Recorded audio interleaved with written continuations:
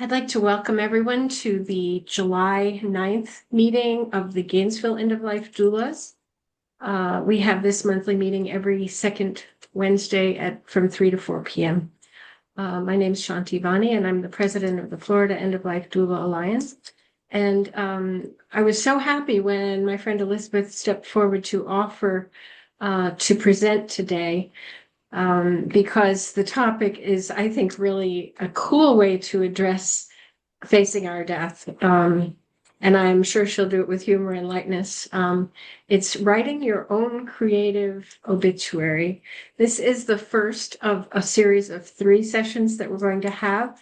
In August, I will be presenting on creating your own memorial celebration.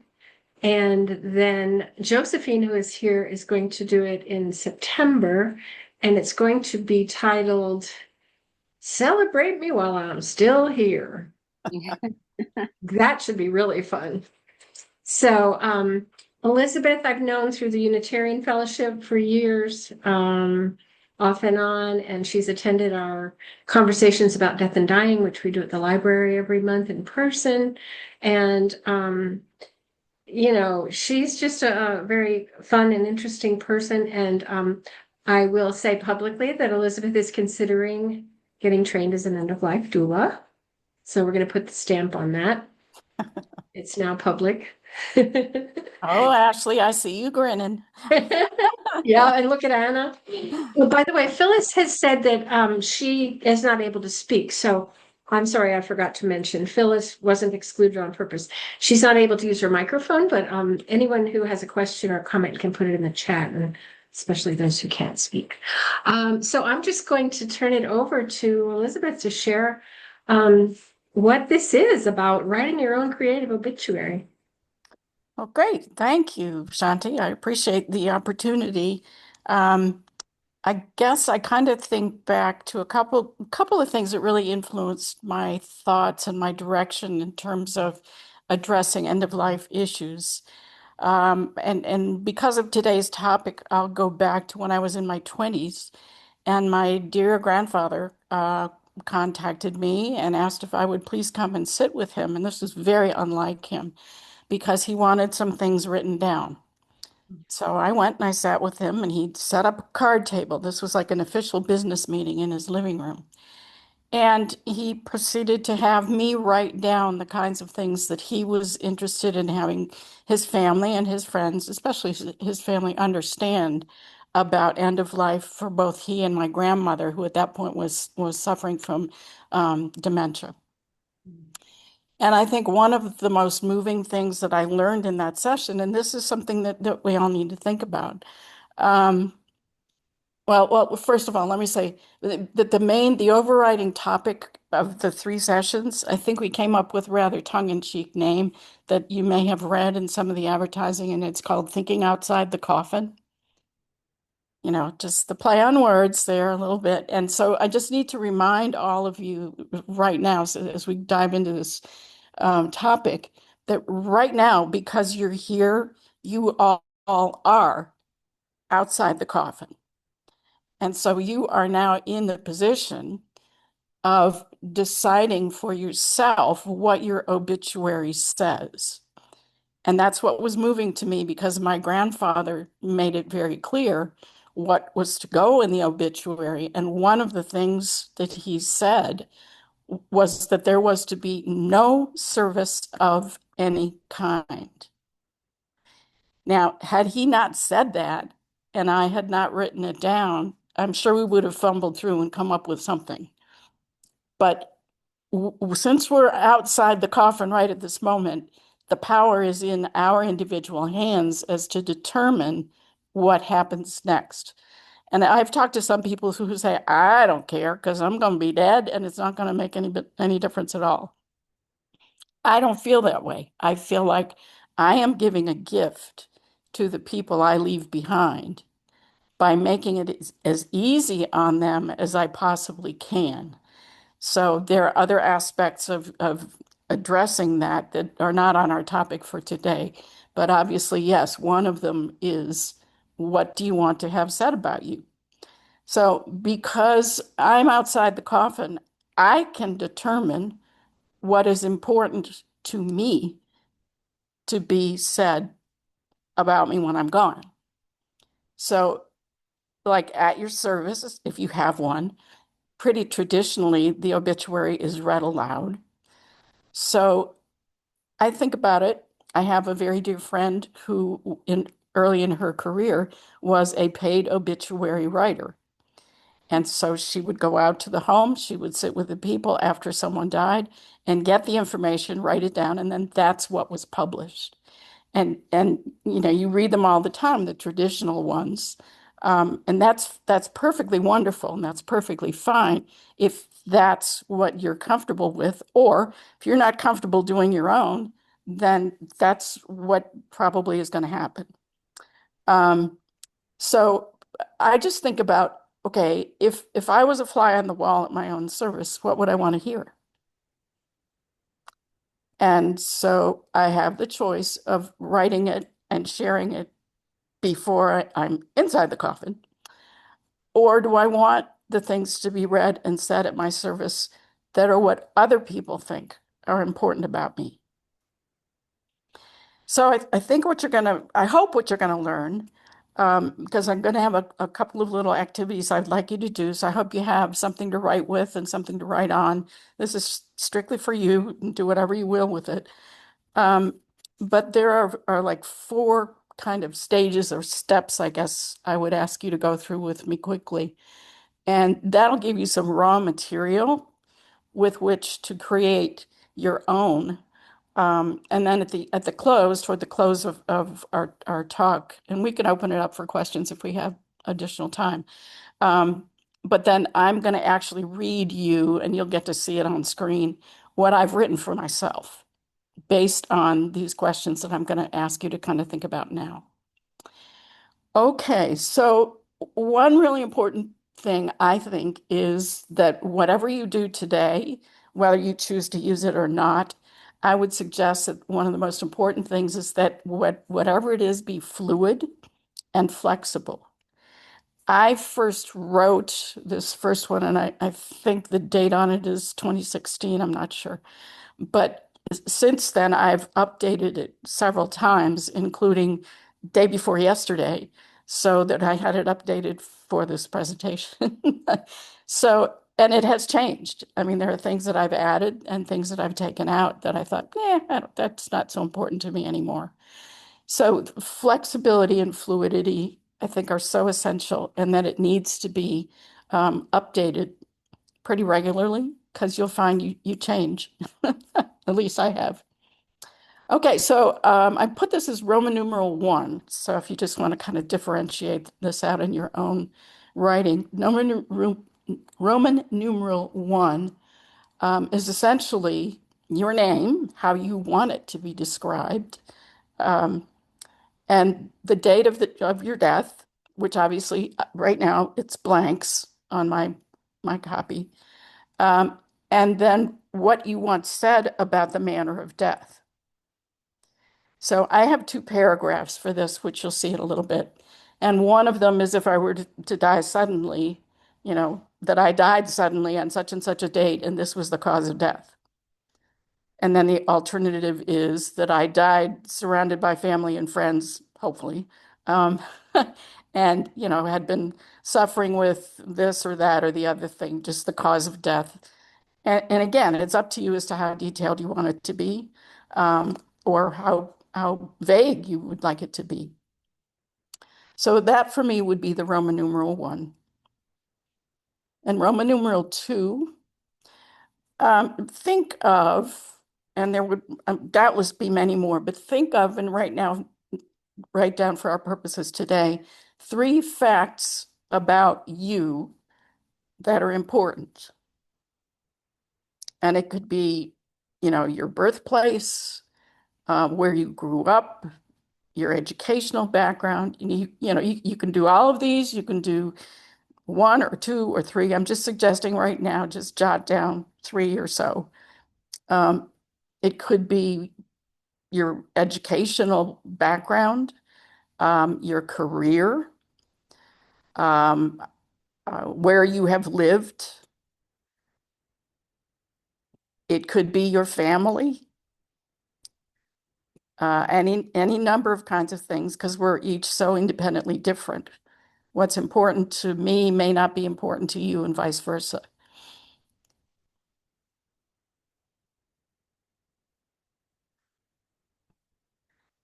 And as an example, I chose to be child-free, so there's not a whole lot of descendants and, people coming after me.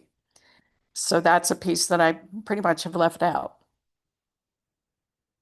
Okay, Roman numeral 3. Um, 3 things that made you proud. 3 things that have made you proud. Could be something you accomplished, something you did, something you experienced, something you overcame. And again, these could be things that everybody knows about or nobody knows about, but things that are important to you. And again, you're determining now what might be said about you when you're gone.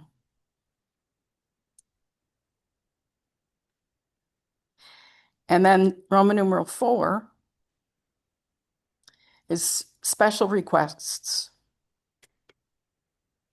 And hopefully, when that day arrives, you've already made some provisions and some written details, and you have some people who are going to be the folks who will take charge and know what to do after your demise. And if you haven't done that, my suggestion would be get on it. Do it. And it can be disconcerting to do these kinds of things. I have this whole little shelf in my closet that special people know about. And I have instructions for the person who is going to be my person, who will be notified and then takes over from there. I've gone so far as to I'm going to be buried at Prairie Creek Cemetery, and I chose to have a shroud. So the shroud and the clothing that I will wear is there with all the documentation of the other things that I would like to have happen. Um, and again, I quote my grandfather, I've given kind of an order of service for what I would like to have done, and that yes, there would be a service. And as my grandfather said, absolutely no service at all. That would, be something you could put in this obituary and let people know.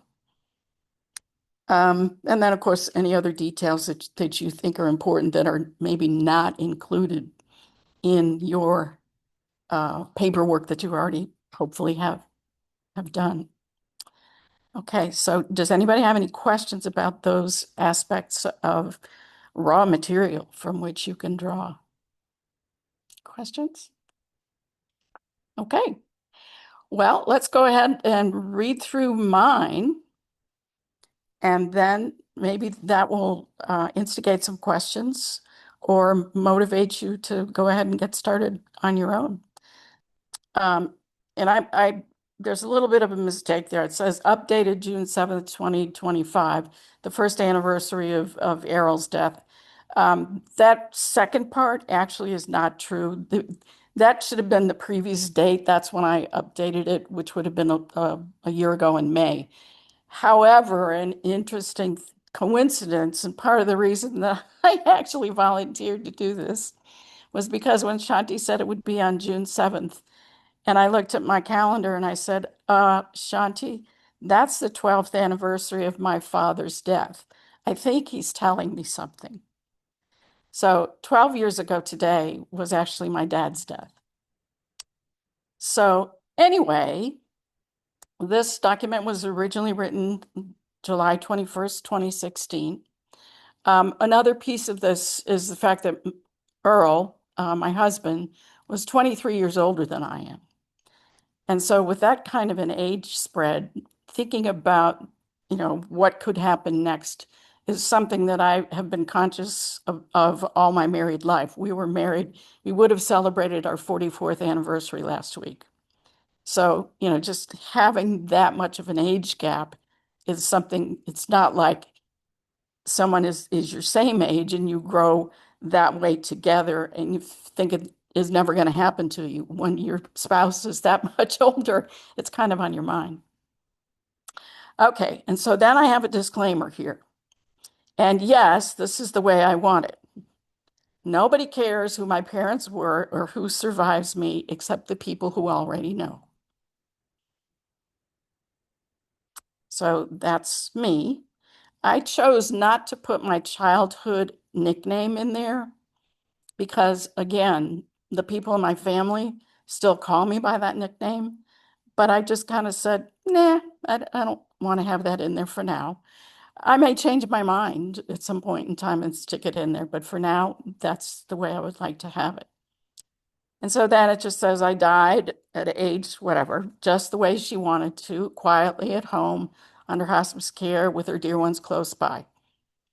Maybe that's the way it'll go, maybe not. Or died suddenly as the result of, and then, I would actually have that put in as to what the cause of the death was.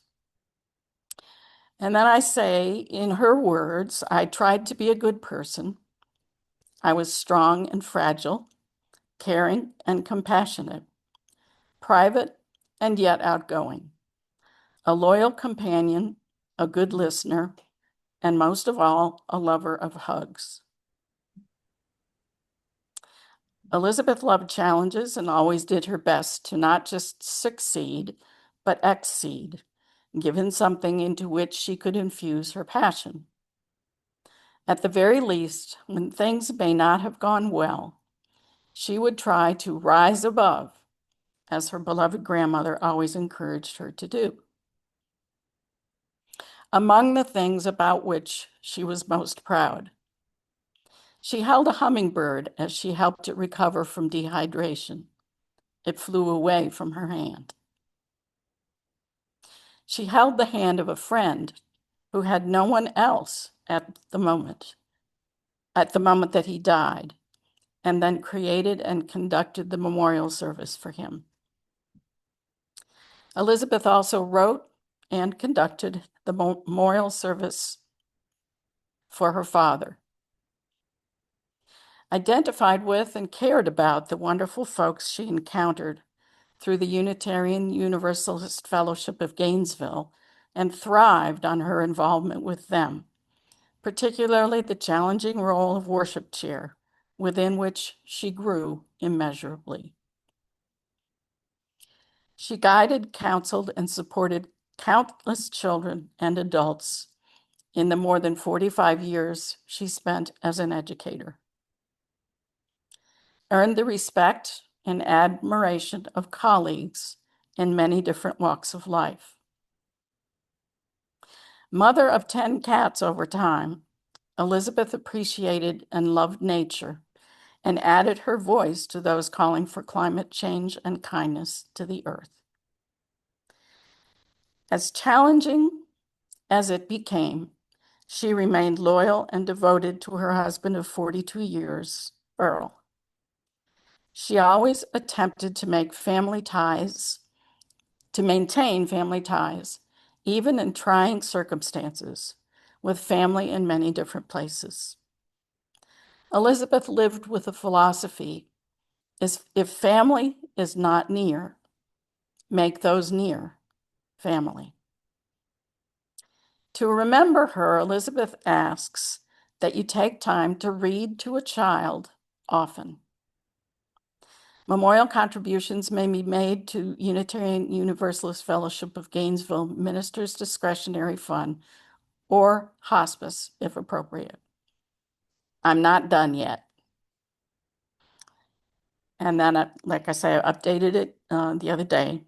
Interment at Prairie Creek Cemetery as soon as necessary arrangements can be made for family and close friends. My wish is to have a brief memorial service at UUFG on a Friday evening at 4 p.m., using the songs and sayings included below in a draft order of service. I want all my scarves and shawls that are hanging in my closet and in my dresser drawer to be put in baskets at the rear of the sanctuary and ask attendees to choose one to have by which to remember my hugging them. I would like to have a champagne toast at a simple reception afterwards. And then there's, that's my order of service, which, you're more than welcome to have a look at. But each of you, I'm sure, would do something totally different. And then I think just down at the bottom, I think I say something about a reception and a champagne toast in the social hall. And my brother, Tom, would be the person in charge of handling that. So there you go.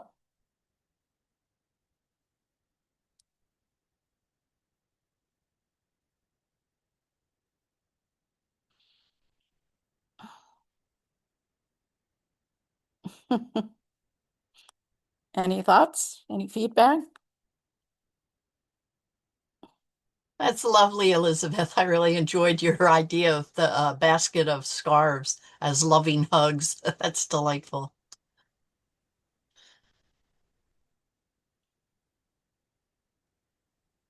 Yeah, I was very touched by it. I got almost a little teary. Even though we're not that close, it just touched my heart.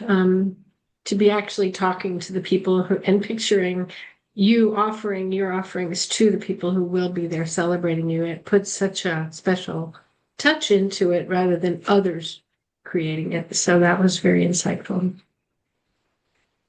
One of the things that I enjoyed was seeing that for the things that you read, when somebody's reading something that you picked out the music to go in the background. That's something I hadn't thought about. I just had sayings, but not the music. So that's cool, you know. I'm a UU too, so I'm really enjoyed your choice of music. Yeah. Thanks, Don. I couldn't read that fast, and I'm really curious to know which hymns you chose. Well, Maybe you could put it in the something to be shared. I was going to say chat, but Well, you'll be getting a copy of it. I'll email everyone a copy of it. Be sure if I don't have your email address, like Phyllis, Gwen, and Shell and Troy, be sure to put your email in the chat, and I'll just send it. But Okay. she had come whoever you are, spirit of life, let it be a dance. We laugh, we cry. That's words from the congregation. Dona nobis pacem, beautiful hymn.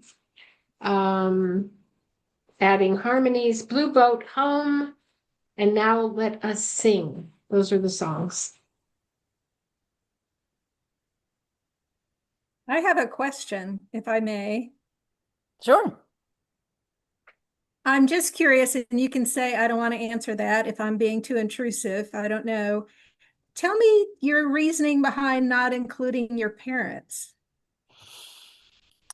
Well, I guess it's because the people of my family who would be reading this already know who they are. Um, I, I just feel like the people who know me in my life now, if they know me well enough, they've heard family history and they know about parentage. And if they haven't, then does it really matter to them?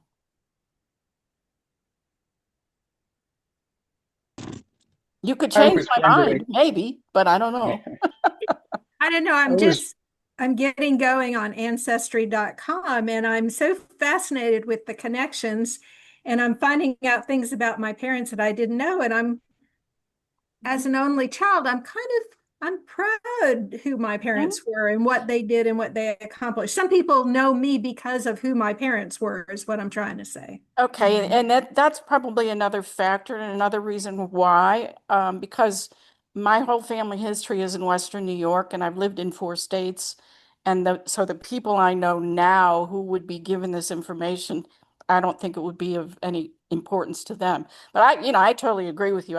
We're doing some genealogy stuff as well, and I love it, but I just don't think, it's not something that people, especially like here locally, would particularly care about. Okay, and each person's going to do it their own way. So, I think George was trying to say something. George? Yes, I was wondering if your father did not want a service, what did you do with the obituary and what did you say that was different than your own Well, that was my grandfather. or grandfather? My grandfather, and I was, oh gosh, how old was I? I was in my late 20s, I guess, when he did die, and I was probably in my early 20s when we had that conversation. Um, as I recall, what we ended up doing was just a death notice in the local newspaper, because that would have been, just the thing you did back then. Um, but we did not have a service of any kind. And you did not have an obituary for anybody who was there. No, it was just a death notice. So that's more brief than an obituary, right? Right. Just to state to the world that he Yeah, had died. it's just the name, and the date of death and the address essentially is all it really is. Dawn, do you want to unmute? A lot of times at services that I've been to, people have pictures throughout their life. Is that something you have thought about that you decided you don't want? I'm just curious. I guess I would say I really haven't put that much of it together, Dawn. That's a good prompting. Okay, because So I've yeah. seen several lately that do that. They have pictures. Mhm. Yeah, and that of course, Bonnie, would bring in photographs next month. probably of me with my family if people Mhm. want to know who they were. So that's a good point, Dawn. Thank you. You're welcome. Yeah, and so the obituary, it might not mention that, but of course, next month we're going to do a memorial, which would definitely more involve pictures.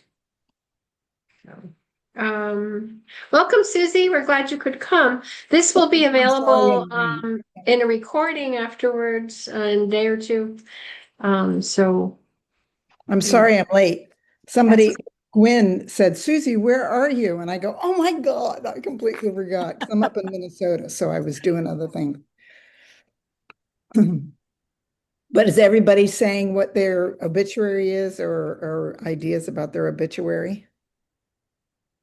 Well, I just did a presentation of, some background, of things you might think about to create your own obituary. Okay, And then great. I shared the one that I've written for myself. Oh, okay, great.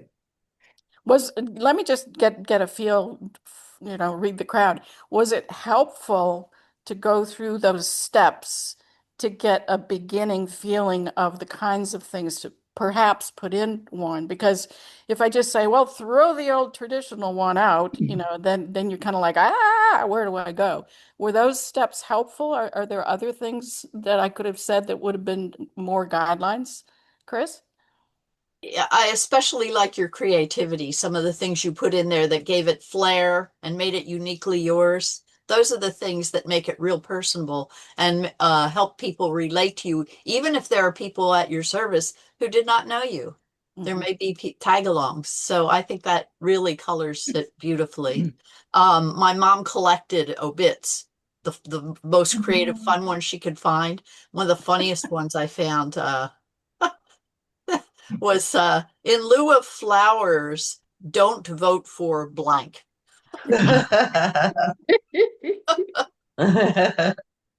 oh, that's funny. I can't find the raising your hand button. I don't know where it went. But I wanted to thank you for thinking about doing this. I can't even get my wife to discuss this with me. Oh. Uh, and I'm looking around and I'm seeing what, two guys in here? Am I missing anyone? And that all of these women have actually thought about, this is coming, and we need to talk about it. And every time I try to discuss it with my wife, she just doesn't want to have any part of it.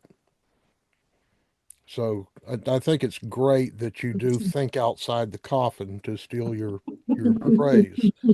Um, That way Um, people know, you want your wishes respected, you've laid them out. Yeah. I think that's great. that's right.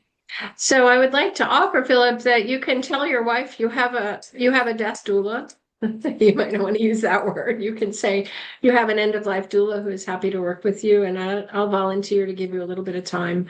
So, it's a great conversation to have, and it's a difficult one for us. So, And Bonnie. Philip, feel free if it's of help to you, if you would like your wife to read what I've written. I mean, it's a whole lot different from you hear the organ music in the background with the traditional obituary.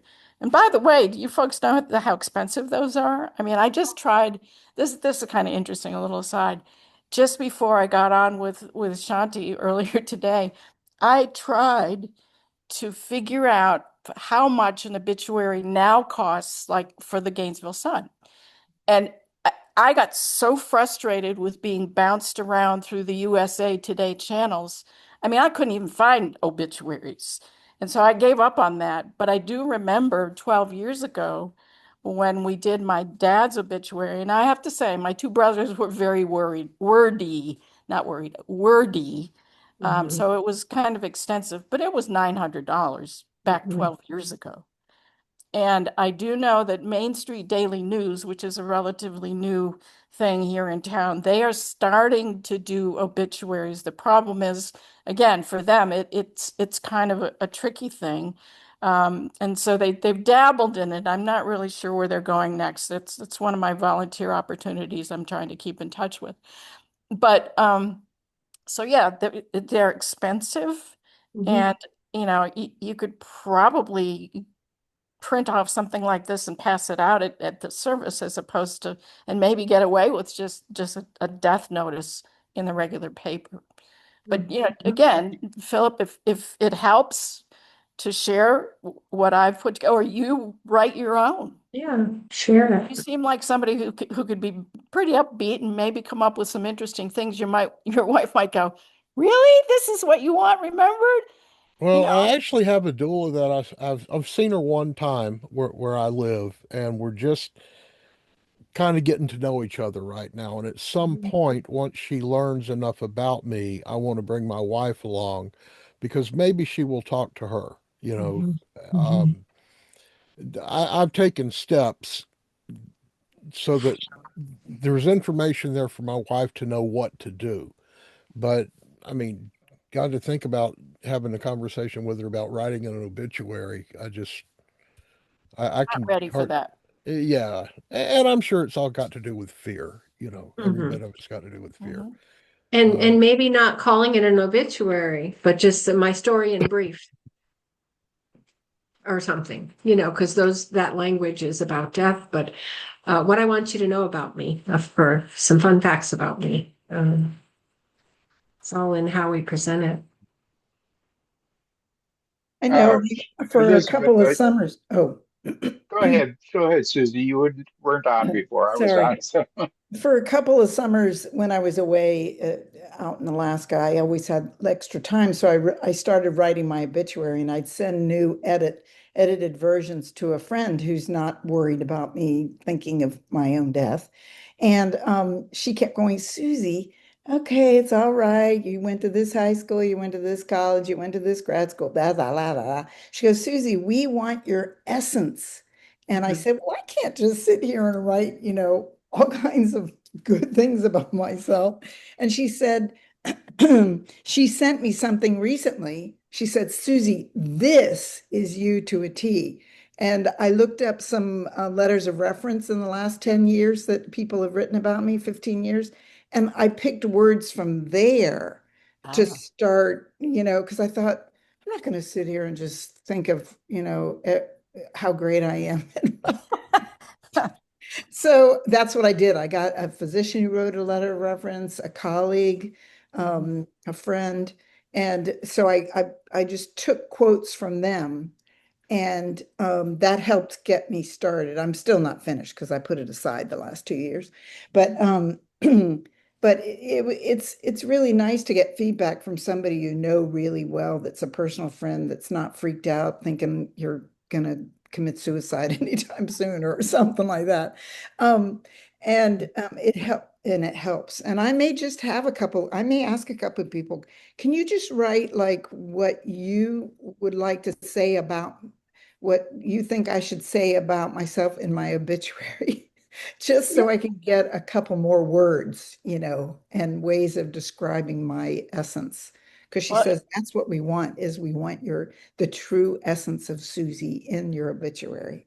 I well, went, okay. I'm thinking that when Josephine presents, we're going to get that kind of idea. Am I remembering correctly, Josephine, that people had a wonderful celebration for you, and Yeah. you Y'all got throw these me under the figures? bus, huh? Yeah, right. No, I think that was marvelous, and I hope you recorded and wrote it all down, because you've got the essence of you in that. Yeah, was it your 80th birthday? I think they did something, and 80th, everybody surprised her, and so she's going to be sharing about how to celebrate while you're still here. George, please. Uh, eh, my knowledge of this, which is very slim, is that whenever I knew somebody that died, I found their obituaries on obit.com or the funeral home. And I guess, and my daughter is hearing this for the first time too, I guess. The people that I knew and cared about most are highly unlikely to know that I passed unless somebody notifies them, because we're just not in touch anymore. I have cousins galore. I have nieces and nephews. I have colleagues that I work with, but the only people in Florida are my daughter and son-in-law and my son and daughter-in-law who live in Virginia. And I cannot really see having any kind of a service either, just because I went to one of my friends. I was the only person at the funeral home with them. It was for his mother, and nobody knew her. And I thought, my goodness, what sense does this make? I would rather have taken them out to dinner or taken them out to a beer or whatever. Uh, and so it's at the same time, I think that I have really appreciated being able to put a name into Google and found out what they did for the 50 years of our life that we were not together. Um, so is there a question in all of this? I guess the only question is, uh, if the Gainesville Sun is not interested, is Williams Thomas interested, or do funeral homes do that in Florida? I don't even know. Yes, they It- do that, but I'm it- I'm imagining, and I'm sure you guys who've had more experience than I would imagine that that's part of what when you contract with them, that's part of what you ask them to do. I would imagine, and so obviously then that's a part of what is you're going to actually be paying for as well. And Anna, you had a response to that. Yes, we remember we did an obituary workshop once, and we had a funeral director that explained to us that it is a paid notice by the funeral home that you could put in. And at that time, they were quoting $98 for two small paragraphs in the Gainesville Sun. So you can get a death notice printed for less than that, just so that when people do a Google search, they can find out the information about it. And what we're talking about today is really leaving a way that we want to be remembered for our memorial service, or during that can be read during that time. But when you're dealing with a funeral home, they'll help you with that process as well as with the death certificate. And I will say that I had my daughter and my mother, I officiated over their cremations, and I am not in favor of cremation anymore because of the taxing that it does on our environment and how harsh it is. But we used crevasse cremations here in Gainesville, and they let me do a huge obituary, and it was all included in their fee, and it is there.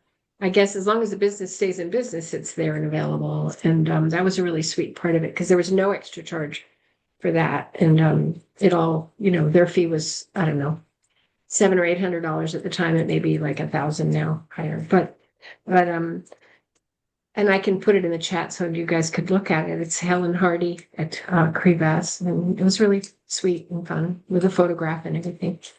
This is probably more appropriate for after, the discussion after your talk next time. But in George, in regard to what you were saying, I had a similar dilemma with my husband. He was 95 when he died, and he's the first person who would have said to you, all my poker buddies are dead, all my tennis buddies are dead, nobody's going to be around. So I chose not to have a service for him. Instead, I went to the 3 places where he was most well known. One of them was Northwest Grill, one of them was 43rd Street Deli, one of them was Sonny's Barbecue. And to each of those places, I took an 8x10 photograph of him and the cap that he always wore and put them on the table. And people would come by and realize, oh my goodness, Earl's dead. And it was, it was the people who might have missed him if he didn't show up next week. But the whole idea, like you say, of having a service, and yes, there would have been a lot of people there, but they would have been all my friends. Right. And I what's think the that's a point? lovely idea, though. And you remind me that we used to go to a restaurant every week, and we certainly knew all the staff. I mean, they were as Right, close to family as we had at that exactly. point. So, um, that's an interesting thought. Yeah, and you could put together a little poster with your photo and a thank you to the friends that gathered there with you over time, and it would make an impression. The other thing I'm thinking is that we're developing quite a community here on these Zoom meetings, and that if one of us were to die, I would love for us to call out on Facebook and email an invitation to come and share. And if you want to create some pictures or words or something that you want to share about yourself, that we can do it on Zoom. We can have a gathering where we actually share our memories. Even though we don't have a lot of time together, we certainly do have some gratitude and some impressions of one another.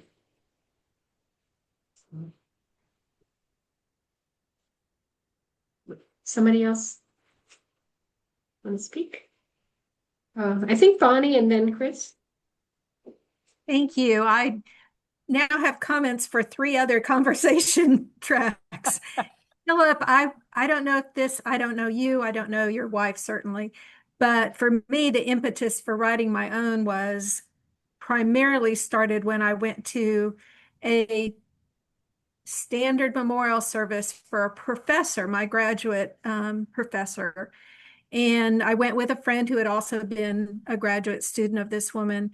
And the whole service was put together by her husband, who they married late in life. And it was that child, the offspring of that husband. And they didn't know her, didn't even talk about her academic accolades. And there we were, ready to speak and talk about how she impacted our lives. So I'm wondering if a way to bring up a conversation with your wife, and this may not work at all if you know her best, is, have you ever been to a service where you felt like that person wasn't even represented? That's what happened to me. I felt like that person wasn't even represented. And maybe she would say, well, I want to be remembered for, and there you go. You start the conversation. Just an idea. Are you addressing me, Bonnie? I I didn't hear. am. Oh, okay. I'm sorry. I couldn't hear who you said you were talking to. Oh, and I may not have said Philip. No, that's fine. Yeah, Yeah. I think that's a great idea. Personal experience. Yeah. Yeah. Not I don't hers. I don't want to get into a whole bunch of personal stuff about me, but No, really, I don't even know that an obituary would be appropriate uh, for me. Um, yeah. but it's just that whole conversation about death that she just doesn't want to have. Okay, I understand. And Elizabeth, I read the Gainesville Sun obituaries online every day. They come to me by an email. I don't know how that happened. I used to have a subscription. I am no longer. I don't pay anything to the Gainesville Sun to get those. And the way they come up is, you know, family is composing their obituary, check back here. So I don't know who does that and I don't know how much it costs, but I get them. I'm just curious. I like to review them. I get them every day. Sometimes there's just one, sometimes there's a whole bunch of them. And then what was the other? Oh, I know what I wanted to tell everybody is, did you know that Facebook has a way that you can memorialize a profile? Oh, you're shaking yes. Your head's yes. Okay. Well, I didn't know this. You have to put somebody in charge of it. But I thought, that would be a place to put what we write, you know? Good thought. Yeah. And then I looked the other day to find out about them. I couldn't see how you assign someone to your Facebook or if you can do multiple people or how that works.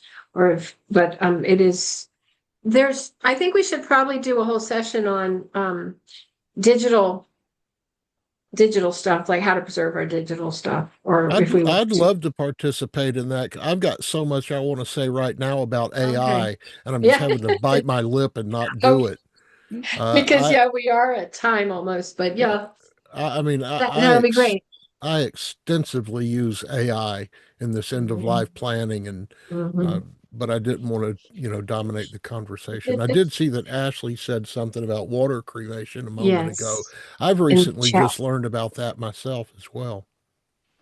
We have a friend here in Gainesville whose wife went to that Gentle Waters, and she brought her remains back to Gainesville. So, the Florida group is going to do in September, the first Thursday of September. I put the website in the chat for us. And I don't know if this date and plan is in the website yet. I think it is. Four green burial cemeteries in Florida will be presenting on a panel. So that includes Prairie Creek, Glendale, Hope Eternal, and Heartwood. So it's going to be a very interesting 1 hour panel, which also will be recorded, telling about their services. Because as doulas, we love the natural way. It's kind of our thing. Wow, this has been really dynamic. How's everybody like? Woohoo! Oh, Chris, you want to say something? Yes. I did. Just a quick note. MedCure, we've all decided in our family to use that service. It's out of Shands actually. But MedCure is donating your body to science. And we did that with my mom. I personally have no strong regard for this body. I think of it as a transport unit for my spirit. But once my mom had died and turned blue and started stiffening up, I had no qualms with them carting off her carcass and using it for medical research. And then after they were done, they cremated the remains and sent them back to us. I don't understand what you're getting at, Shanti, about the pollution, but I would be keenly interested in a whole nother program on that. Yeah, MedCure, here's the bottom line. We paid zero. Nothing whatsoever. They do it all, and there's no cost whatsoever to survivors. Yeah. Well, we're getting lots of good topics for future. And the event we had last month was just brainstorming, and then we came up with this series of 3. So please, let's just send me your ideas, and we'll be happy to continue. It's a very growing group, and I think we're just loving it. I'm going to thank everyone for coming, and I'm going to stop the recording now. Thank you so much, and we appreciate everyone.